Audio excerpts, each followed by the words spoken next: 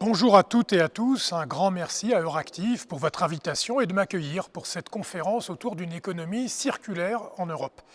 Il y a beaucoup de choses à dire à ce sujet, mais pour ces remarques d'ouverture, je vais tâcher de me concentrer sur un angle en particulier que je soumets aux autres intervenants d'aujourd'hui.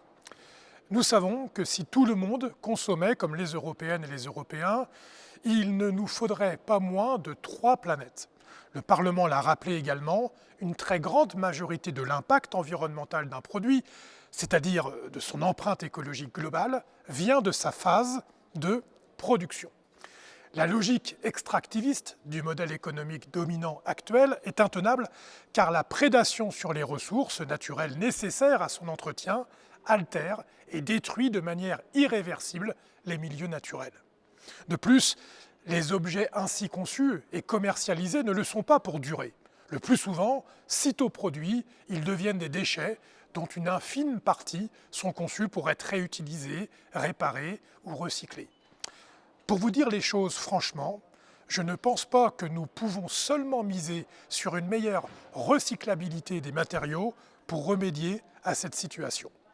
Bien entendu, il faudrait légiférer pour imposer l'éco-design des objets manufacturés afin qu'ils soient conçus dès le début pour que l'ensemble des composants nécessaires à leur fabrication soient recyclables. Mais nous devons, pour commencer, chercher à garder les produits en circulation sur le marché le plus longtemps possible. Le meilleur produit recyclé est celui qui n'a pas besoin de l'être, c'est-à-dire celui que l'on continue d'utiliser.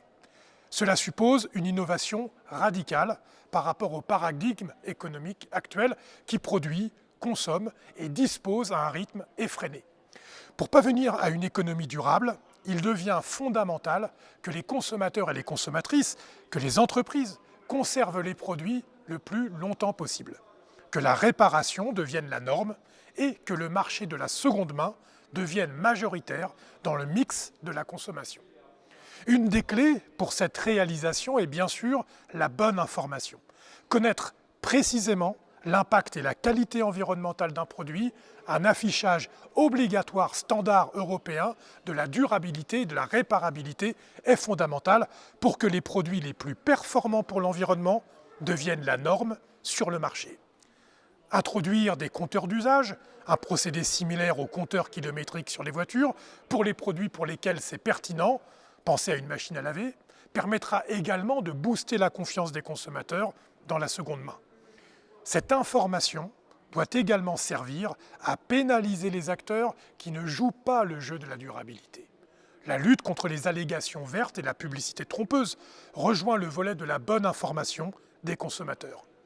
Un autre grand cheval de bataille sera la lutte contre l'obsolescence prématurée des objets. La durabilité doit devenir la norme. Aligner les garanties légales avec la durée de vie estimée d'un produit et en faire porter la charge financière sur les producteurs et les distributeurs permettra de généraliser la réparation. Si nous parvenons à sécuriser la rétention des produits sur le marché le plus longtemps possible, alors toutes les mesures sur l'éco-conception et les objectifs de recyclabilité et de matériaux recyclés pourront véritablement avoir un impact. Merci encore pour votre invitation et je me réjouis de nos échanges sur cette évolution majeure de notre économie. Bon travail.